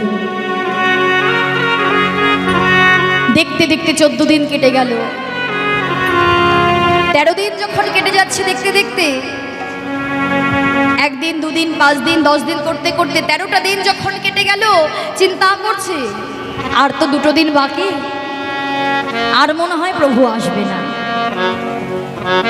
তাই যেখানে প্রভু আর আসবে না, আমি তো আমার এই প্রাণ আর রাখবো না। তাই গঙ্গার জলে ডুবে মরবে বলে গোবিন্দ চলেছে। আর এদিকে প্রভু ছিলেন রামকেলিতে, একটা কোষ্ঠী পাথর ভক্তের উদ্দেশ্যে, ভক্তকে আগমন বার্তা স্বরূপ পাঠিয়ে দিয়েছে, জলে ভাসিয়ে দিয়েছে। আর কোষ্ঠী পাথর জলে ভাসতে ভাসতে অগ্রদ্বীপের ঘাটে এসেছে। ভক্ত যখন মরতে চলেছে, ভক্ত যাচ্ছে, আর বারে বারে ওই কোষ্ঠী পাথর গোবিন্দের অঙ্গে গিয়ে আঘাত করছে। কিন্তু যখন আঘাত করেছে, কোষ্ঠী পাথর কেমন দেখতে হয় মা, দেখেছেন তো? কালো কোষ্ঠী পাথর হয়, কালো, কিন্তু চিনতে পারছে না। কি করে চিনবে? মনে মনে ভাবছি, বাবা এই তো মরা পোড়ানো কাঠ। ও, এই মরা পোড়ানো কাঠটা কোথায় কি করে এলো? এই তো সামনে শ্মশান আছে, এ নিশ্চয়ই ভাসতে ভাসতে এসেছে। কি করেছে? আর হাত দিয়ে ধরে ওই কোষ্ঠী পাথরটাকে দূরে ছুড়ে দিয়েছে। আবার যখন চলেছে, আবার কোষ্ঠী পাথর গিয়ে আঘাত করেছে। বারে বারে বাধা দিচ্ছে বলে তীরে এসে কোষ্ঠী পাথরকে ওই নোংরা আবর্জনার মধ্যে যেই ছুড়ে দিয়েছে, পিছু যেই ফিরেছে, দৈববাণী হলো, গোবিন্দ গোবিন্দ ফিরে যাও, ফিরে যাও গোবিন্দ, নিজেকে বিসর্জন করো না, আত্মহত্যা মহাপাপ, বিসর্জন করো না, ঘরে ফিরে যাও, ঘরে ফিরে যাও। আর মরা হলো না, আর মরা হলো না। তুমি ধরাধামে নিজের ইচ্ছেতে আসোনি, সে যখন চেয়েছে তোমাকে পাঠিয়েছে। যখন তুমি ফিরে যাবে, সে যখন চাইবে তখনই তোমায় যেতে হবে। আমাদের হাতে কিচ্ছু নেই গো, কিচ্ছু নেই। হরি বল। ফিরে গেল আজকে 14 দিন। 14 দিনের দিন মহাপ্রভু ভক্তগণ সঙ্গে লয়ে গোবিন্দের কাছে ফিরে এসেছে। গোবিন্দ, ও গোবিন্দ, কপাট খুলে মহাপ্রভুকে দর্শন করে ছুটতে ছুটতে গিয়ে বলে, দয়াময় দয়াময়, তুমি ফিরে এসেছো প্রভু, তুমি ফিরে এসেছো। ও প্রভু, তুমি এসেছো। প্রভু, কথা দাও, তুমি আমায় ছেড়ে আর কোথাও যাবে না, তোমার চরণ ছাড়া আমায় আর করবে না। বলো না, বলো না প্রভু, বলো না প্রভু, তুমি আমাকে আর ছেড়ে যাবে না। দাঁড়াও, শান্ত হও, অস্থির হয়েও না। এত অস্থির চিত্তে কোনো কিছুই সম্ভব হয় না। স্থির করো চিত্তটাকে। শোনো গোবিন্দ, আচ্ছা আমি যে আসবো তুমি কি জানতে? না তো প্রভু। ও, জানতে না? আচ্ছা বেশ। গঙ্গার জলে ডুবে মরতে গিয়েছিলে, কি হলো বলো? মরতে গিয়েছিলে? হ্যাঁ প্রভু, আমি ভেবেছিলাম তুমি আর ফিরবে না, তাই আমি তোমায় ছাড়া তো বাঁচতে পারবো না, তাই আমি মরতে গিয়েছিলাম। গোবিন্দ, সেখানে কিছু পেয়েছিলে? ও প্রভু, পেয়েছিলাম একটা মরা পোড়ানো কাষ্ঠ। কি মরা পোড়ানো কাষ্ঠ? তা কই নিয়ে এসো তো দেখি তো কেমন মরা পোড়ানো কাষ্ঠ। ও প্রভু, নিয়ে আসবো? হ্যাঁ যাও। কোথায় ফেলেছো মনে আছে? হ্যাঁ প্রভু, দাঁড়াও। এই বলে ছুটতে ছুটতে ওই নোংরা আবর্জনার মধ্য থেকে একবার যে তুলেছে, দেখে বাবা এ তো মরা পোড়ানো কাষ্ঠ নয়, এ তো কোষ্ঠী পাথর, যেখানে লেখা আছে মহামন্ত্র। ছুটতে ছুটতে বক্ষ মাঝে জড়িয়ে ধরে প্রভুর কাছে এসে বলে, প্রভু তুমি আমার জন্য এই কোষ্ঠী পাথর পাঠিয়েছিলে? হ্যাঁ গোবিন্দ, হ্যাঁ। শোনো, একজন ভাস্কর নিয়ে এসো, এই কোষ্ঠী পাথর দিয়ে একটা বিগ্রহ হবে, আর এই বিগ্রহকে আমি নিজের হাতে স্থাপন করব। ভাস্কর এলেন, একটা মূর্তি স্থাপন হলো, মূর্তি তৈরি হলো, বিগ্রহ যখন তৈরি হয়েছে, মহাপ্রভু নিজের হাতে স্থাপন করেছে। আর বলছে, গোবিন্দ এই নাও, এই যে যাকে তোমাকে দিয়ে গেলাম, শোনো আজ থেকে ভিক্ষা করবে, তবে আগের মতো ভুল করো না। ভিক্ষায় যা পাবে সবটা তাকে তুলে দেবে, তাকে সেবা দেবে, তবে তুমি প্রসাদ গ্রহণ করবে। আর শোনো, একটা বিবাহ করবে, ঘরে রয়েছে তো একা একা ঘরে ভালো লাগবে না, দুজনই তাকে সেবা দেবে। এবার সংসার দিচ্ছে, ভক্তের পরীক্ষা তো শেষ হয় না বাবা। কিন্তু দেখো মায়েরা, গোবিন্দ ঘোষ বলছে, আচ্ছা প্রভু সে না হয় বুঝলাম, কিন্তু আমি কি তোমাকে সেবা দিতে পারবো না? বলো, তুমি তো এই বিগ্রহকে সেবা দিতে বলছো, আমি কি তোমায় সেবা দিতে পারবো না? মহাপ্রভু হেসে বলছে, গোবিন্দ তুমি এখনো বুঝতে পারলে না? শোনো, এই বিগ্রহকে তুমি যতবার সেবা দেবে ততবার আমি সেবা পাবো। কি করে? কি করে? শোনো, আমাদের আর গোপীনাথে একটি অঙ্গ হয়, গোপীনাথে সেবা দিলে আমি পাইব নিশ্চয়। আমাদের আর গোপীনাথে অভেদ জানিও, শুদ্ধ ভক্তিতে গোপীনাথের সেবা যে করিও। দুটোকে আলাদা মনে করো না, এই গোপীনাথ আর আমি এই দুটো অঙ্গ এক। তুমি একে যতবার সেবা দেবে ততবার আমি সেবা পাবো। মনে কোনো সংশয় নিয়ে সেবা দিও না। কি গো বাবা, সংশয় থাকলে হবে?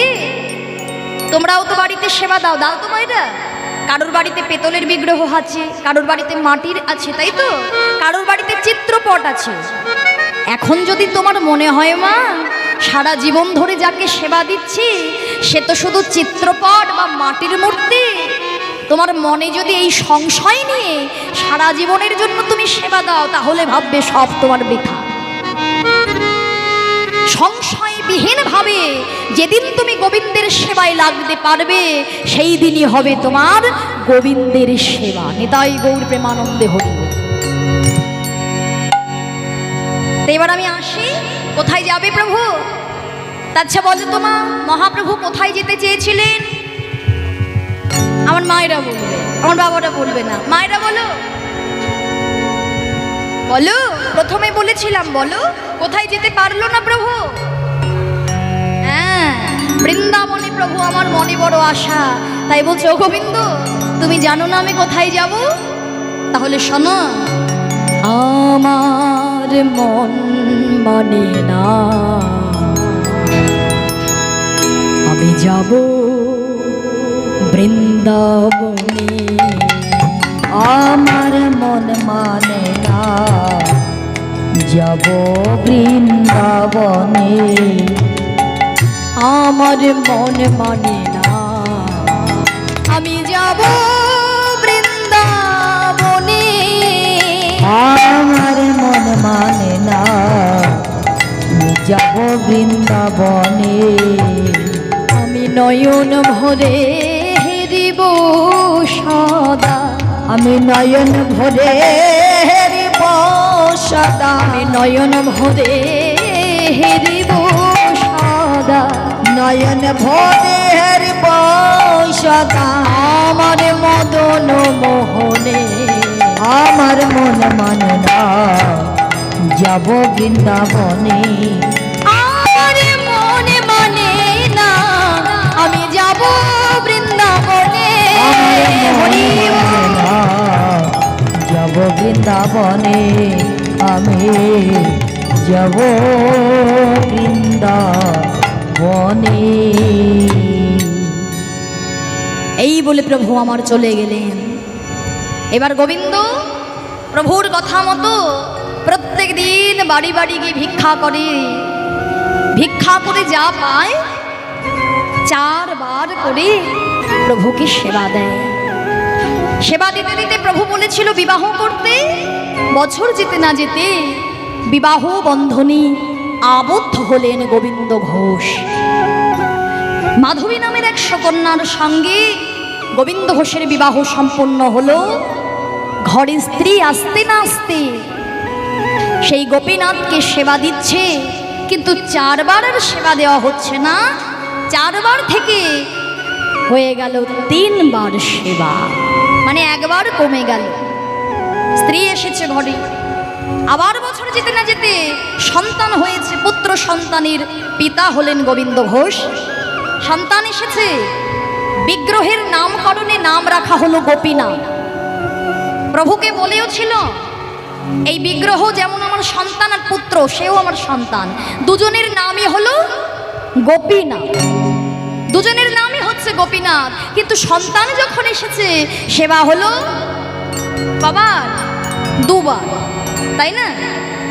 তোমা কিছু মিলছে গো, আমাদের সঙ্গে কিছু মিলছে? আমরা কবার সেবা দিই? বলো বাবা সে তো তাও দুবার দেয়, আমরা তো একবার দিই। আমরা তো একেবারে জলে ফুলে নকুলদানাই একবার, আর ধূপ প্রদীপে আর একবার। হরি বল। সংসার যত বড় হবে, সংসারে সুখ আসলে ভগবানকে কেউ মনে রাখে? তোমার একেবারে সোনার সংসার, ছেলে চাকরি করে, মেয়ের বিবাহ হয়ে গেল, তোমার ঘরে আনন্দ সুখ, যাবে মন্দিরে, কাঁদবে ভগবানের কাছে গিয়ে যাবে? এবার যদি দুঃখ আসে, কষ্ট আসে, ছেলে যদি না দেখে, যাবে না মন্দিরে? যাবে তো। সুখে থাকলে একটা ভগবানের কাছে যায়। যখন একেবারে ভরা সংসার, ওই দুবার সেবা দেয়, মনে মনে চিন্তা করছে ভগবান, তাই তো এ ভক্ত কি করে, এ তো সংসার পেয়ে এ তো আমায় ভুলে যাচ্ছে।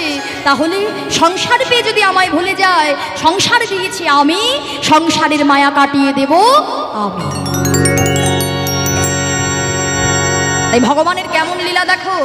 একদিন ভিক্ষা করে মাধবীকে বলে, মাধবী ও মাধবী, এই নাও ভিক্ষা করে এনেছি, তুমি গোপীনাথের সেবার আয়োজন করো, আমি স্নান করে এখনই গোপীনাথকে সেবা দেব। এই বলে স্নান করতে গিয়েছে, স্নান করে ফিরে দেখছে ঝোলাটা সেই জায়গায় পড়ে আছে, ঝোলাটা সেই জায়গায় পড়ে আছে। চিৎকার করে ডাকছে, মাধবী ও মাধবী, কি হলো, রন্ধন করনি? তাই তো, রন্ধন করলে তো ঝোলা এখানে পড়ে থাকবে না। তাই ঝোলাটা নিয়ে ঘরে গিয়ে খুঁজছে, কোথাও দেখতে পাচ্ছে না। কি হলো মাধবী, কোথায় গেলে? যেতে যেতে গিয়ে দেখে গোপীনাথের বিগ্রহের সামনে মাধবী উপর হয়ে পড়ে আছে। মাধবী উপর হয়ে পড়ে আছে, বলে মাধবী সেবা দিলে না, এখনো রন্ধন করলে না, এখনই গোপীনাথের চরণ ধরে পড়ে থাকলে হবে? শোনো, আগে রন্ধন করো, সেবা দেব, তারপরে তো কথা। কি হলো? এই বলে ছুটে গিয়ে সাড়া দিচ্ছে না দেখে মাধবীকে যে স্পর্শ করেছে, দেখে একেবারে অসার দেহ। এ কি মাধবী, মাধবী, মাধবী, মাধবী, এ কি হলো মাধবী, এ তোমার কি হলো, এ তোমার কি হলো মাধবী? গোপীনাথ, ও গোপীনাথ, এ তুমি আমার কি করলে? আমার মাধবী, আমার মাধবী তোমার কি করেছিল? কি ক্ষতি করেছিলাম, কি অপরাধ হয়েছিল প্রভু? কেন তুমি মাধবীকে কেড়ে নিলে? আমার মাধবী চলে গেল গো, আমার সন্তান আছে, আমার সন্তানকে কে দেখবে? আমার মাধবী চলে গেল, আমার মাধবী, আমার মাধবী বলে কাঁদছে। পাড়া পড়োশি এসে বলছে, গোপীনাথ, আহা গোবিন্দ, যাকে আমার আমার বলছো সে কি সত্যি তোমার? আচ্ছা গোবিন্দ, ভেবে দেখো তো, এই জগতে সবাই আমরা আমার আমার করি ঠিকই, কিন্তু আমরা ভেবে দেখি না গোবিন্দ, এই জগতে আমার বলতে কিছু হয় না। এই বলতে আমি যার, সেই হচ্ছে আমার, যে আমার সঙ্গের সাথী হবে সেই হচ্ছে আমার। এই জড় জগতের যদি কেউ আমার আপন হতো, আমি যখন চলে যাব সেও তো আমার সঙ্গে যেত, কিন্তু জড় জগতে কেউ আমার আপন নয় বলে আমি যখন চলে যাই, আমার হাতটা ধরে যে আমার, সেই আমার ভগবান গৌরাঙ্গ মহাপ্রভু। যে আমার হবে সে আমার হাত ধরবে, যে আমার হবে না সে তো পড়েই থাকবে। সে যদি তোমার হতো, তোমায় কি ছেড়ে যেতে পারতো? সবকিছু তিনি দেন, দিলে তিনি দেন, কেড়ে নিলেও তিনিই নেন। সে যখনই দিয়েছে কেড়ে তিনিই নিয়েছে। কেঁদো না, তার শেষকৃত্য করে সন্তান আছে, সন্তানকে বড় করতে হবে। তো স্ত্রীর শেষকৃত্য করে ঘরে ফিরে এসে সন্তানকে ধীরে ধীরে বড় করে বাবা। কিন্তু বলো তো মা, এই জগতে তো সবাই মা হয়েছে, যে সন্তানের মা নেই সে তো জানি মা না থাকার যন্ত্রণার কত যন্ত্রণা। থাকতে আমরা কেউ মূল্য দেই না, কিন্তু চলে গেলে তখন সবাই বুঝতে পারে তার মূল্য কতটুকু, তার অবদান কতটুকু। ধীরে ধীরে সন্তান যতদিন ছোট ছিল সন্তান কোনো প্রশ্ন করেনি। যখন ধীরে ধীরে সন্তানের বয়স হলো 5 বছর, বাবার কোলে বসে বলে, বাবা, ও বাবা, একটা কথা বলবে? এই জগতে তো সবার মা আছে, আচ্ছা বাবা আমার মা গেল কোথায়? তুমি তো আমার বাবা, কিন্তু আমার মা কোথায়? সন্তানকে বুকে চেপে ধরে বলে, বাবা আমি তোর মা, আমি তোর বাবা। তোর যদি মা বলে ডাকতে ইচ্ছে হয় আমায় মা বলে ডাক, আমাকেই বাবা বলে ডাক। না বাবা, যে মা সে বাবা, না না এমন তো হয় না।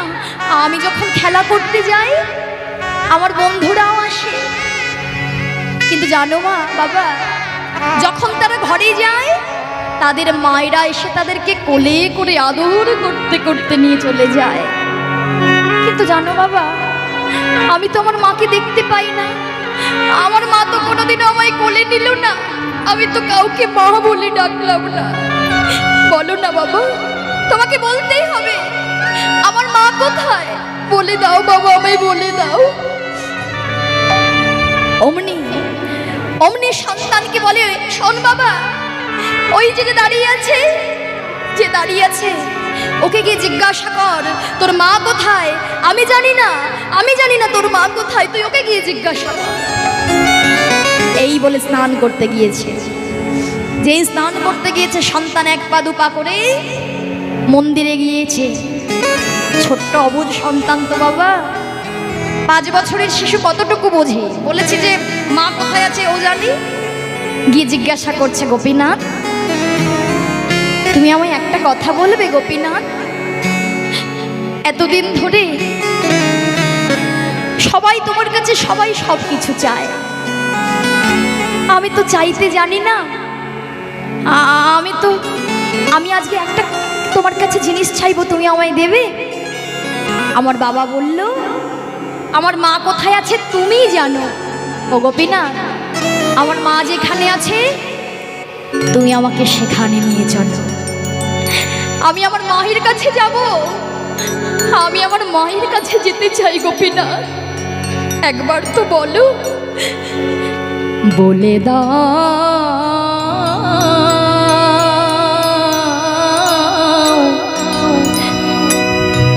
ও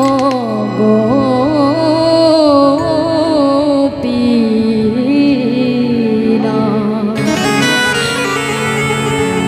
বলো কোথায় আমার মা? বলে দাও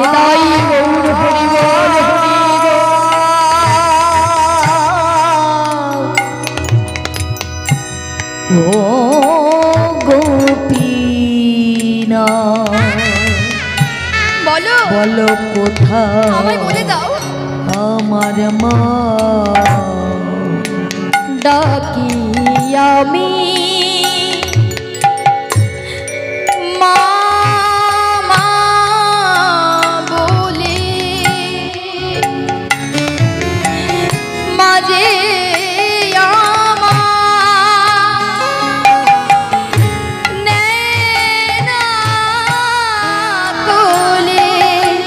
হারিয়ে গেছে মাঝে আমার, হারিয়ে গেছে মাঝে আমার, হারিয়ে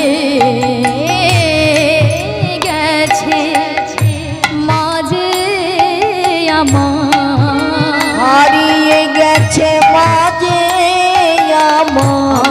খুঁজে পেলাম না, বলো কোথায় আমার মা। বলে দাও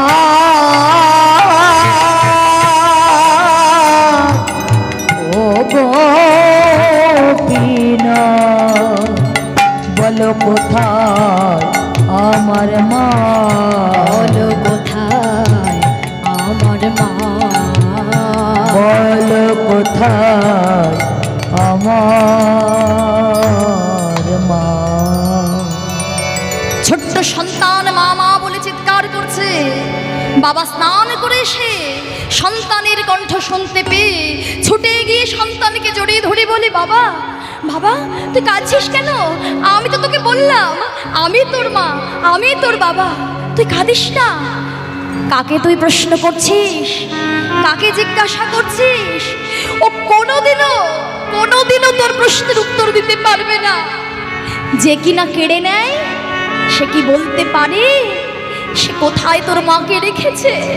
সে কি করে বলবে যে কেড়ে নিয়েছে? আমার পানে চেয়ে দেয়, আমার পানে চেয়ে দেয়। এই বলে সন্তানের বদনে তুলে দেখে ঝলকে ঝলকে রোধের ঝরছে। ঝলকে ঝলকে যখন রোধের ধরছে সর্বাঙ্গ কাঁপছে, সর্বশরীর কাঁপছে বাবা, সর্বাঙ্গ শীতল হয়ে যাচ্ছে। ছোট্ট সন্তান সর্বাঙ্গ কাঁপতে কাঁপতে কাঁপতে কাঁপতে মাটিতে আছাড় খেয়ে লুটিয়ে পড়লে। চিৎকার করে গোবিন্দ বলে, গোপীনা কেড়ে নিও না, তুমি যে ব্যথাহারি,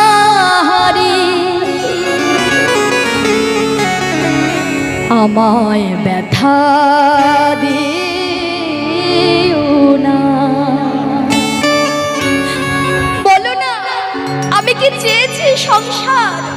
আমি কি চেয়েছি পুত্র? আমি তো চাইনি, তুমি দিয়েছিলে। দিলে যদি পুত্র মোরে, কেড়ে কেন নিতে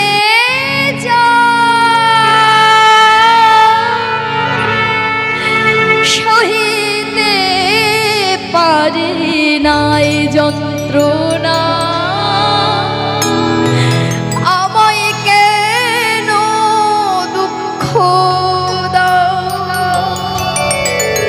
কেড়ে নিও না, কেড়ে নিও না প্রভু, আমি তো কিছুই চাইনি, তুমি তো দিয়েছিলে।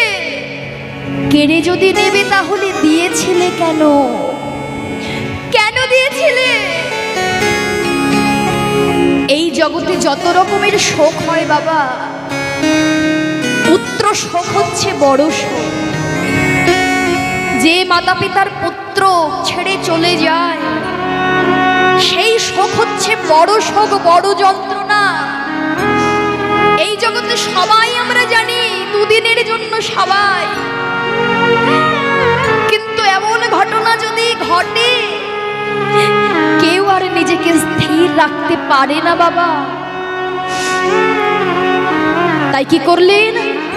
ছোট্ট ছেলেটিকে গঙ্গার পাড়ে গিয়ে সমাধি দিয়ে ঘরে এসে বলে, গোপীনাথ এই কি তোমার লীলা? এই কি তোমার বিচার? তাহলে শোনো, যে এত নিষ্ঠুর, যে এত পাষাণ, আজ থেকে তোমায় আমি বললাম আমার একমাত্র সম্বলকে তুমি কেড়ে নিয়েছো। আজ থেকে আমি তোমায় অনাহারে রাখবো, আমি সেবা করবো না, তোমাকেও সেবা দেব না। চাই না, চাই না আমি বাঁচতে। কার জন্য বাঁচবো আমি? আমি চাই না। সেবা বন্ধ হয়ে গেল, সেবা বন্ধ হয়ে গেল। একদিন যায়, দুদিন যায়, 3 দিন যায়, কিন্তু যেখানে স্থাপন করা থাকে বাবা বিগ্রহ, সেখানে নিত্য সেবা দিতে হয়। দেখবেন মন্দিরে, বড় বড় মন্দিরে একদিনও সেবা পূজা বন্ধ হয় না, কেননা স্থাপন করা থাকে বিগ্রহ, সেখানে বন্ধ করা যায় না। ভগবান সইতে পারছে না। যে 4 দিন হয়ে গেল ভগবান সইতে না পেরে পুত্রের রূপ ধারণ করে গোবিন্দ ঘোষ কাঁদে, বাবা ছুটে আয়। ও গোপীনা, কাকে ডাকে? বিগ্রহকে না, ছেলেকে ডাকে। ছেলেকে ডাকে, ভগবানকে ডাকে না। কিন্তু ভগবান আসছে। বাবা, ও বাবা। কে কে কে এসেছে? আমায় চিনতে পারছো না? আমি তোমার সন্তান, আমি তোমার ছেলে গোপীনাথ। না না, কে বলেছে? আমার ছেলে তো মারা গিয়েছে। আমি নিজে হাতে তাকে সমাধি দিয়েছি। না না, আমার ছেলে মারা গিয়েছে। কে তুমি? চলে যাও, চলে যাও। আমার ছেলে নেই, আমার পুত্র নেই, চলে গিয়েছে, সে চলে গিয়েছে। বাবা, তুমি যে একদিন বলেছিলে তুমি 2 সন্তানের পিতা। আচ্ছা বাবা, এই জগতে যদি এক সন্তানে চলে যায়, আরেক সন্তানকে কি বাবা না খাই রাখতে পারে? 3 দিন হয়ে গেল, তুমি আমায় কিছু সেবা দাওনি। আর 4 দিন। আমি যে আর পারছি না বাবা, আমায় সেবা দেবে না? ও, তুমি এসেছো, তুমি এসেছো। আচ্ছা, তুমি কি জানো, তুমি আমাকে বাবা বলে ডাকছো, সব সম্বল কেড়ে নিয়েছো। কেউ যদি কাউকে বাবা বলে ডাকে, সেই সন্তানের বাবার জন্য কি করণীয় থাকে তুমি জানো? আচ্ছা, তুমি যে বাবা বলে ডাকলে, যেদিন আমার জীবনের বেলা বয়ে যাবে, সেদিন শেষের দিনে তুমি আমার পুত্র হয়ে তুমি পারবে আমার শেষকৃত্য করতে? ভগবান বলে, বাবা আমি পারবো। পারবে? পারবে আমার জন্য কাছা নিতে? ভগবান বলে, বাবা আমি তো পারবো। ও, তুমি পারবে আমার জন্য 1 মাস অবিষ্ণান্ন গ্রহণ করতে? বলো, পারবে তুমি? ভগবান বলে, বাবা আমি পারবো। 1 দিন নয়, 2 দিন নয়, পৃথিবীতে যতদিন উঠবে চন্দ্র সূর্য, ততদিন পর্যন্ত আমি তোমার জীবনের শেষ কৃত্য করে যাব। নিতাই গৌর প্রেমানন্দে হরি হরি। এবার তো সেবা দাও। কয়েক বাড়ি থেকে ভিক্ষা করে সেবা দিল। দেখতে দেখতে দিন যেতে যেতে শয্যাশায়ী গোবিন্দ ঘোষ আর চলতে পারে না। ভগবান কি করে? ভগবান প্রত্যেক দিন পুত্র রূপ ধারণ করে বাবার কাছে যায়, আর বাবার কাছে গলা জড়িয়ে ধরে বলে, বাবা দেখবেন মা, যখন প্রত্যেকের জীবনের শেষ সময় আসে, যারা বার্ধক্য বয়সে মৃত্যুগ্রহণ করে, যাদের বাড়িতে বৃদ্ধ বৃদ্ধা আছে, তারা যদি দেখে থাকেন দেখবেন ওই শেষ সময় সবার জীবনে একটা কষ্ট আসে। কি মায়েরা, এই যে আমার দিকে সেবা করতে ইচ্ছে হলে সেবা করো, কীর্তন শুনতে ইচ্ছে হলে কীর্তন শোনো।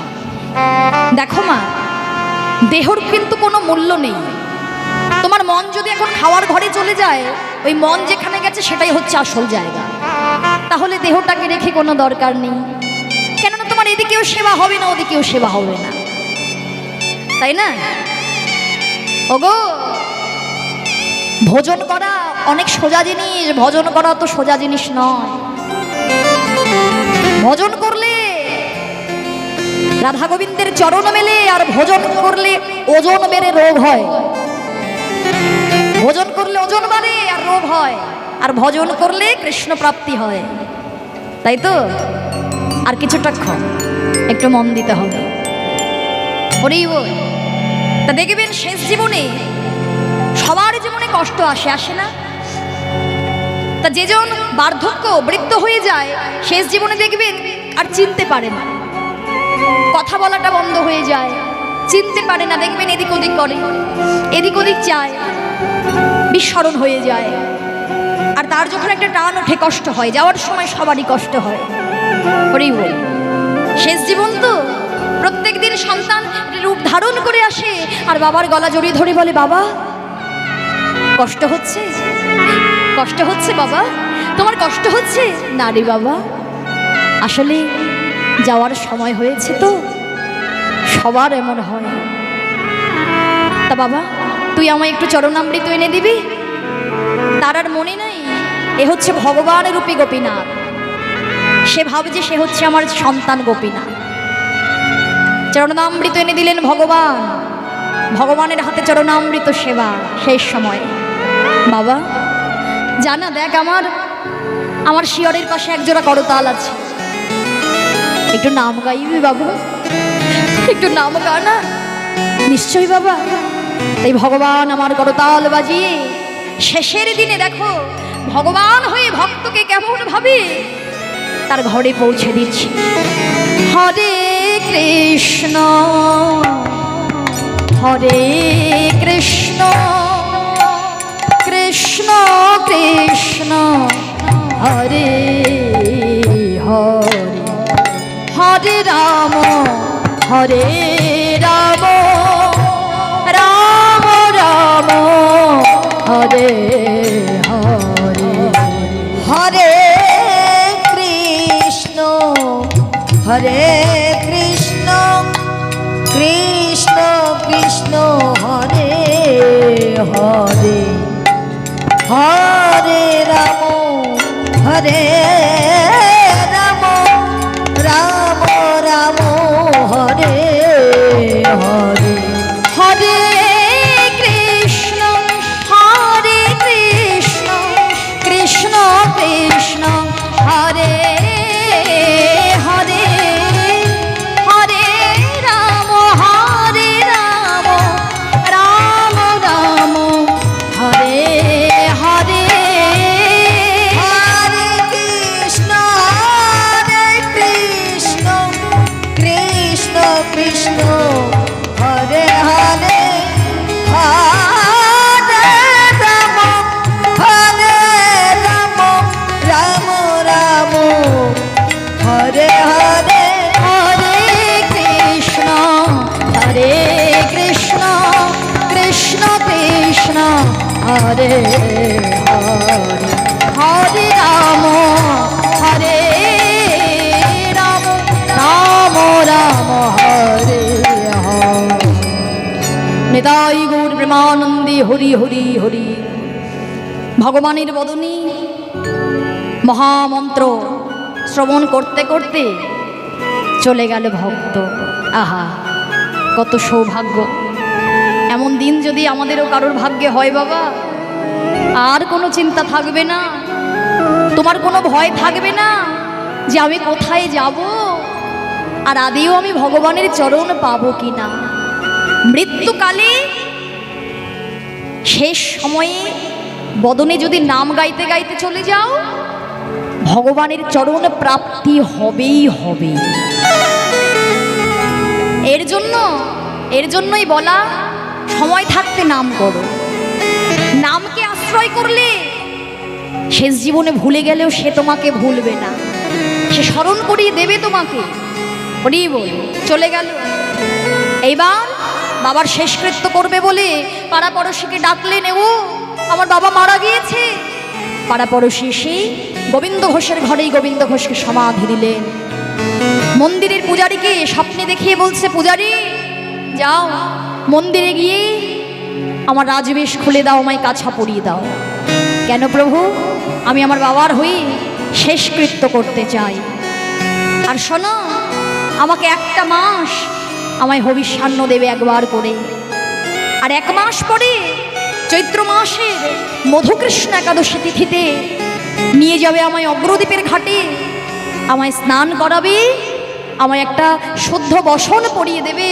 আমি বাবার হয়ে আমি পিতার উদ্দেশ্যে নিজের হাতে পিণ্ড নিবেদন করব। নিতাই গৌর প্রেমানন্দে হরি হরি বল। শুধু তাই নয়, পিণ্ড নিবেদন করে যত নবদ্বীপে বাসী আছে সবাইকে নিমন্ত্রণ দেবে, আমি সকল ভক্তদেরকে নিজের হাতে সেবা দেব। তাই হলো একটা মাস ধরে হবিষ্যান্ন গ্রহণ করার পরে ওই মধুকৃষ্ণ একাদশী তিথিতে নিয়ে যাওয়া হলো গোপীনাথকে। আর গোপীনাথ গিয়ে পিতৃ উদ্দেশ্যে পিণ্ড নিবেদন করলেন, সমস্ত ভক্তকে সেবা দিলেন। শুধু সেই মধুকৃষ্ণ একাদশী তিথিতে নয়, এখনো বৎসরের পর বৎসর ধরে গোপীনাথকে নিয়ে যাওয়া হয় অগ্রদ্বীপের ঘাটে। যেহেতু ভক্তকে কথা দিয়েছিল যতদিন চন্দ্র সূর্য উঠবে ততদিন পর্যন্ত শেষ কৃত্য করবে। তাহলে বলো, এই জগতের সন্তান হলে ক বছর করবে? সবার ঘরে ছেলে আছে তো? ক বছর করে? পাশের বাড়ি দেখেছো তো? বাবা মা যদি চলে যায় ক বছর মনে করে? 1 বছর। আচ্ছা, পরের বছর কি করে? বাৎসরিক করে তো? করে না? এ বাবা, শ্রাদ্ধ অনুষ্ঠানের পরে পরের বছর তো বাৎসরিক হবে। এবার বলো, দ্বিতীয় বছর মানে 2 বছরে কীর্তন দেবে? ও বাবা, বলো খাতা থেকেই মুছে দেবে। খাতা থেকে মুছে গেল না, না 2 বছরে তাও একটু জল মিষ্টি দেবে। শোনো, 3 বছরের বেলায় কি করবে? খাতা থেকে নাম উঠে গেল, 4 বছরের বেলায় তোমার ওই ছবিটাও গিয়ে আলমারিতে ঢুকে গেল। কেন? মৃত মানুষের ছবি দেখা যাবে না, অমঙ্গল হবে। তাহলে ভগবানের যদি সঙ্গ করো, ভগবানকে ভালোবাসলে কত লাভ বুঝতে পারছো তো? শেষ জীবনে কোনো চিন্তা ভাবনা থাকবে না। তাই ভগবানের নিজের হাতে দাঁড়াইল গোপীনাথ পিণ্ড করে করি, পিতৃকার্য সাধি বলি গোপীনাথ আজ পিণ্ড করে, সে যে ভক্তের ভগবান ভক্ত বাঞ্ছা পূর্ণ করে নিদাই গৌর হরি। তাই এখানে আমাদের ভক্ত ভগবানের লীলা এইখানে রহিল, ভক্ত ভগবানের লীলা এখানে রইল। প্রেমানন্দে বাহু তুলে হরি হরি বল, প্রেমানন্দে বাহু তুলে হরি